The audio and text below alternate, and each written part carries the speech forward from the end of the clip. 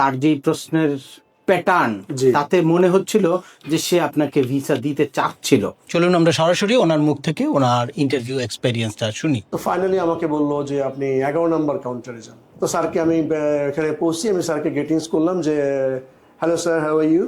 আমি স্যারকে খুব স্মার্টলি সুন্দরভাবে বলার চেষ্টা করলাম, বাট স্যার কোনো রেসপন্স ব্যাক করলেন না। আমি পাসপোর্টটা দিলাম, হিয়ার ইজ স্যার। দেওয়ার পর সে বললো যে why you want go to the US, why না। So আমি তাকে বললাম যে sir it was my dream country since I was childhood, I was watching so many movies. সে বললো যে হোয়াট ইউ ডু, মানে আমি বললাম স্যার আমি businessman, I am well qualified in my home city. সে বললো যে how much are you earning.